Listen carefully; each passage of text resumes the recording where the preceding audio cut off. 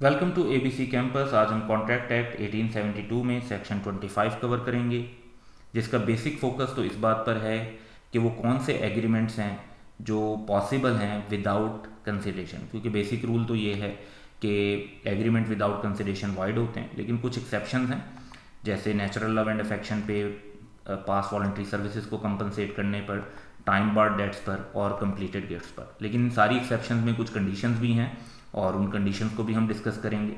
और इसी सेक्शन के अंदर ये भी डिस्कस किया हुआ है कि कंसिडरेशन की एडिकेसी का इम्पैक्ट क्या है, कि अगर आप ज़्यादा वैल्यू की चीज़ कम पैसों में एक कॉन्ट्रैक्ट कर रहे हैं तो क्या वो वैलिड होगा या नहीं होगा। तो उस पर जो गाइडेंस है वो भी इसी सेक्शन के अंदर है, जिसे हम विद एग्जांपल्स कवर करेंगे। सो स्टेप वाइज चलते हैं इन 6 पॉइंट्स की तरफ।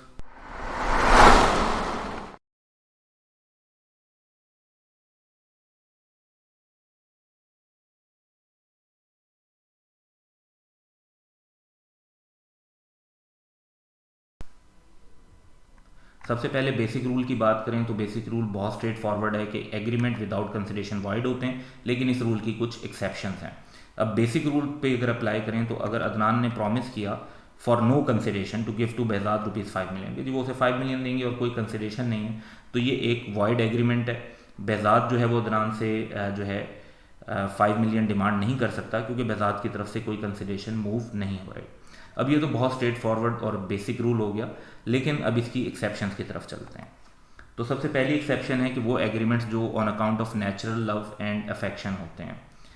सो बेसिकली लॉ ये कहता है कि an agreement without consideration shall not be wide, तो वाइड नहीं होगा if it is expressed in writing and registered under the relevant law. तो अब देखें, ये एक ऐसा कॉन्ट्रैक्ट है जो जिसका राइटिंग में होना और रजिस्टर्ड होना ज़रूरी है, यानी ऑरली नहीं कर सकते। और दूसरी बात ये कि ये भी पार्टीज़ को प्रूव करना होगा इसे इन्फोर्स करने के लिए कि ये on account of natural love and affection हुआ था between parties standing in a near relation to each other, यानी पार्टीज का आपस में कोई नियर रिलेशन होना चाहिए, जिस तरह फैमिली के पर्सन होते हैं उनके दरमियान। तो यहाँ पर हम एक एग्जांपल देखते हैं कि Azam for natural love and affection promise to give his son Babar ₹10,000। अच्छा, ये प्रॉमिस किया, Azam puts his promise to Babar in writing and registers it. तो जो रिक्वायरमेंट थी सन, फादर और सन के दरमियान जो है वो नियर रिलेशन भी है, नेचुरल लव एंड अफेक्शन का अकाउंट भी है और राइटिंग और रजिस्टर्ड भी है।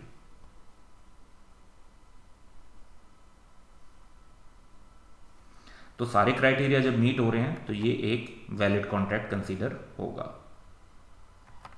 इसी तरह है जी promise to compensate past voluntary services, यानी पास्ट में किसी शख्स ने वॉलंटरी का मतलब है कि भाई कुछ रिवार्ड वगैरह के बगैर उसने जो है आपके लिए कोई काम कर दिया, लेकिन आपने फिर बाद में उसे कहा कि आप उसे कंपनसेट करने के लिए प्रॉमिस करते हैं तो उसके पैसे देने पड़ेंगे।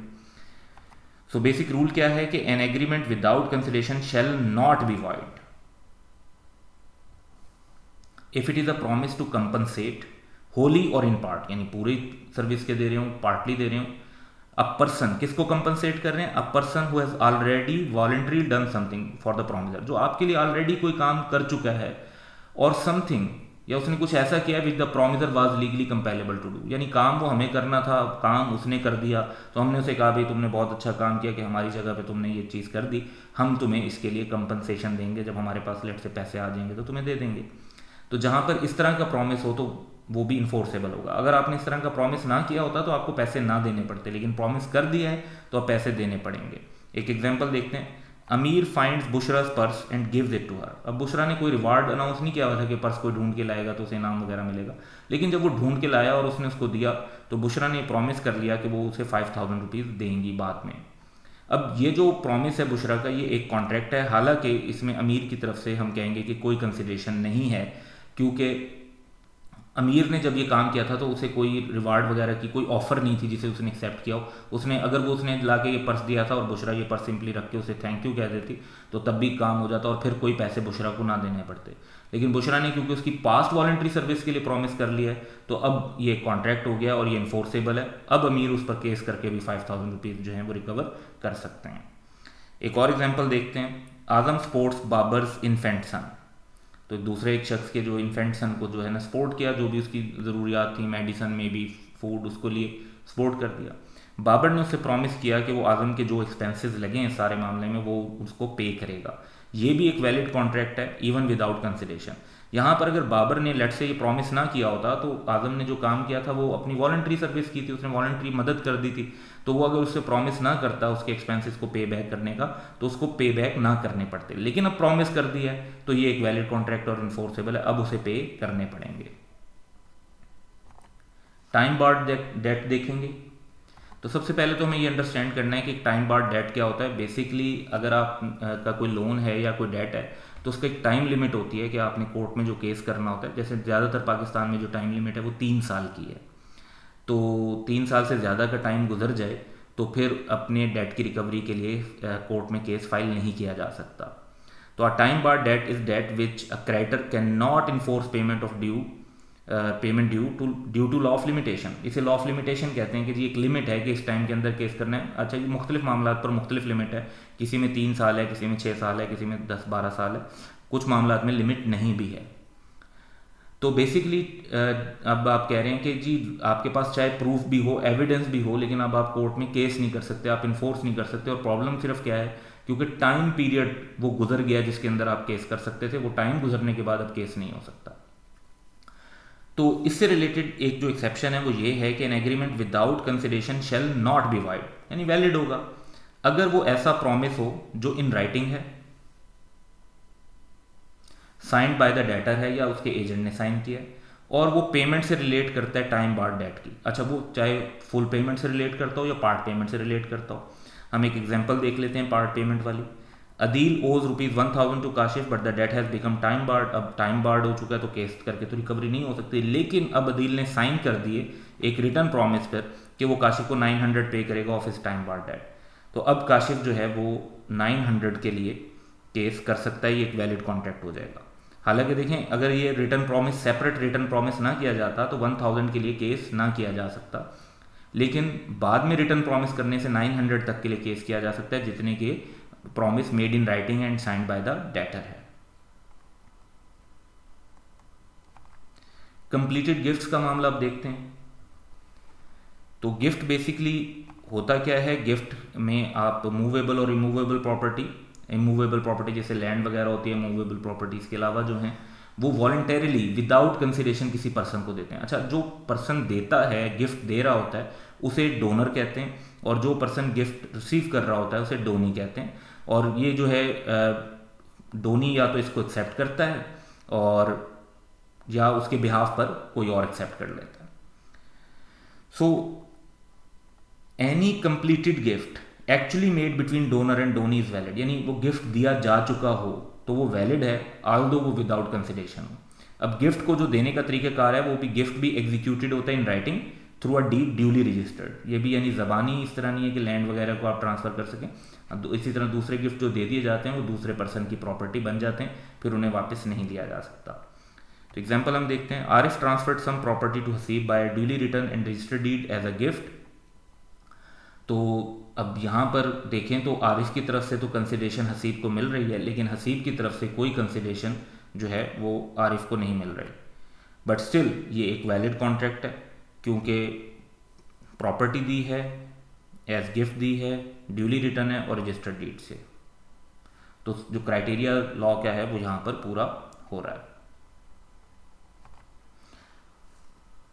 तो एक्सेप्शंस के बाद हम डिस्कस करेंगे कि कंसिडरेशन की एडिकेसी, एडिकेसी यानी सफिशिएंट, जिसे आप कह लें कि वो मुनासिब है या नहीं है। तो an agreement to which the consent of the promiser is freely given is not void merely because, सिर्फ इस वजह से नहीं होगा, किसी और वजह से void हो सकता है, merely because the consideration is inadequate। तो आप कहते हैं कि जी एक चीज़ एक आदमी ने सेल की है, वो चीज़ 5 मिलियन की थी, उसने सिर्फ 2 मिलियन में सेल कर दी, तो ये कॉन्ट्रैक्ट जो है ना सिर्फ इस पॉइंट पर वाइड नहीं होगा कि उसने बहुत सस्ती बेच दी। हाँ, अलबत्ता ये है कि inadequacy of consideration may be taken into account by the court in determining the question whether the consent of the promiser was freely given।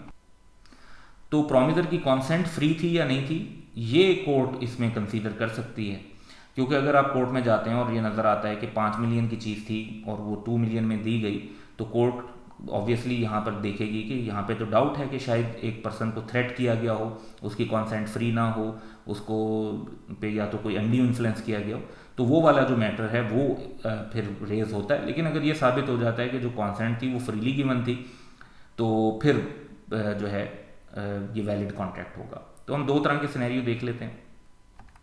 Azam agrees to sell a horse worth 100,000 for ₹1,000। अब 1,00,000 रुपए की चीज़ 1,000 में, later Azam denies that his consent to the agreement was freely given. बाद में उसने कहा नहीं जी, मुझे तो ये इन्होंने डराया था या अनड्यू इन्फ्लुएंस किया था, इसलिए मैं 1,00,000 की चीज़ 1,000 रुपये में देने पर तैयार हो गया था। यहाँ पर इनएडिकेसी ऑफ कंसिडरेशन एक ऐसा फैक्ट है जिसे कोर्ट कंसीडर करेगी। अब कोर्ट में अगर ये साबित हो गया कि कॉन्सेंट फ्री नहीं थी, तो ये कॉन्ट्रैक्ट वाइडेबल हो जाएगा एट द ऑप्शन ऑफ आजम। और अगर कोर्ट में ये साबित हो जाता है कि कॉन्सेंट तो फ्री दी गई थी, तो ये एक इन्फोर्सेबल एग्रीमेंट होगा और अब आजम को 1,000 का ही वो हॉर्स जो है वो डिलीवर करना पड़ेगा। एक और एग्जांपल देखते हैं। Adeel with his free consent agrees to sell his car worth 3 million for ₹1 million to Simon. अब यहाँ पर कार की वर्थ ज़्यादा है लेकिन वो कम वैल्यू पर दी जा रही है, लेकिन क्योंकि कॉन्सेंट फ्री है तो ये कॉन्ट्रैक्ट वैलिड कंसीडर होगा। तो इसको अगर हम इलस्ट्रेट कर लेते हैं सिनेरियो को, तो अदील के पास एक कार है जो कि 3 मिलियन की है, लेकिन उसने ऑफ़र कर दी 1 मिलियन में, साइमन ने इसको एक्सेप्ट कर लिया। अब ये जो ऑफ़र है ये फ्री कॉन्सेंट के साथ है, तो ये एक वैलिड कॉन्ट्रैक्ट होगा और बिल्कुल टोटली इन्फोर्सेबल होगा, इसमें कोई प्रॉब्लम नहीं है। That's all for today. Have a good day.